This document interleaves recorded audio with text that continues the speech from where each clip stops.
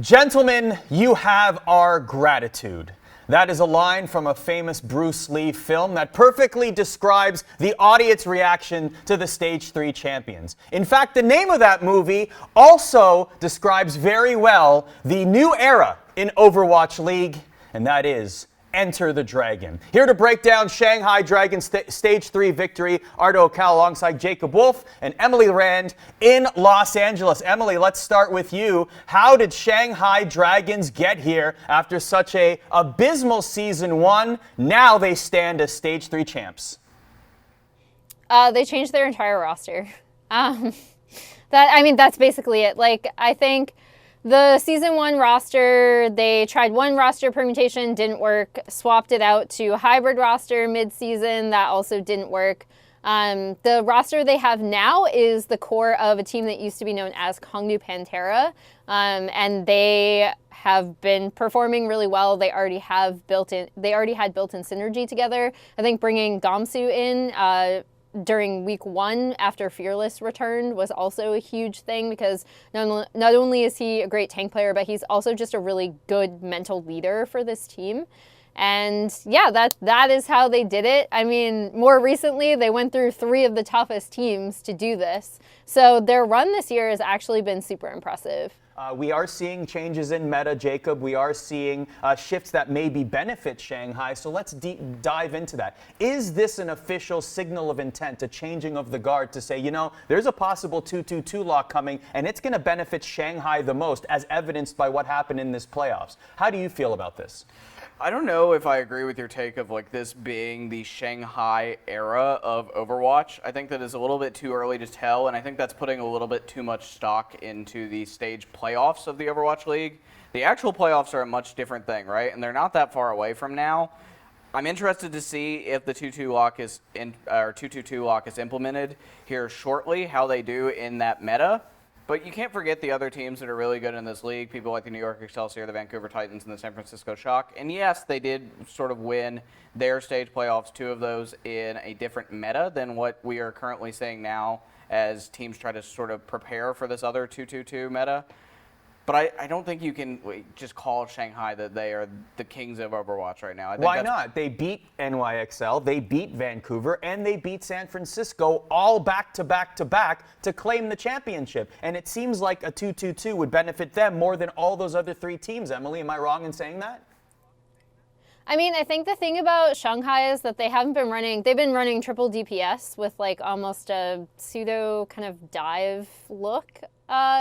That's not necessarily the right way to put it, but that's the best I can explain it. I think the big thing about 2-2-2 that kind of worries me is that it is, there's a lot you can do within 2-2-2, but it is a larger restriction on any sort of compositions that we've seen so far. I think the big thing about Shanghai that I want to call out is how much they've improved in protecting their support line. Their support line was the star of the weekend for me. Both Luffy and Koma performed absolutely insanely well, and a lot of that was because the team kind of redirected their focus to protect them a bit more, especially with Gamsu causing a ton of disruption on Wrecking Ball. I think the way that they approached these playoffs and the way they swapped to DPS a little bit earlier than a lot of other teams was really key in their success, and they went through the best teams to get there. You're right about that. But as for how well they'll do in the coming meta shift, with such a massive meta shift like what a 2-2-2 would do, I hesitate to actually say that any team will be super, super successful. I really want to see how teams approach it and take that framework and kind of make it their own. Yeah, and I mean, as we talked a couple weeks ago with Baby Bay and Dogman, they said a lot of people in scrims have already started playing 2-2-2 with the assumption that it's coming, right? And so I think that you can't necessarily predict at this point, because like Emily said, this is a completely different meta. This is something completely new, and hey, maybe we'll see a team that's not done so well do really well in stage 4 because of this change. Chengdu. Let's go Chengdu. They've been doing their own thing since stage 1. Yeah, I just think it's a huge. I just love them. It's a huge meta shift to go through. And I think it will really put some teams that may not have had the best results in stage 1, 2, 3, and in 1, 2, and 3. It may give them an opportunity to be something special in Stage 4. Emily, I asked this earlier, but more generally, the idea of the Shanghai Dragons story, going 0-42, now being Stage 3 champions, you alluded to it earlier. Yes, the roster has completely changed, but the jersey hasn't. So how much of the story is the overall performance of Shanghai from Season 1 to Season 2, and just that story that people love to follow, versus the players on the roster itself and their success, particularly in Stage 3? So I think it's about like 40-60 for me, organization to players, or even 30-70. I think the overarching narrative that this organization went from being winless in Season 1 to, improving throughout this entire year, winning a stage playoff, that's kind of insane, and we should mark the changes that they made, both in roster, structure. I know Gamsu said in a post-match interview after the finals that they really learned how to support the team. Even the staff from China was like helping out to support the team in LA. So I think they learned a lot from their failures in Season 1, and that should be recognized. But as for the players themselves, there are just so many great player narratives on Shanghai right now. Like Luffy, who never thought he'd win a title. He always thought he'd be second place. The Chengdu Pantera line that, enacted their revenge against the Vancouver Titans, who used to be known as Runaway. They actually reverse swept them in a final. So it was kind of like, you get that creeping sense of dread when you're watching the shock slowly come back. You're like, oh no, these kids are going to have to go through another reverse sweep.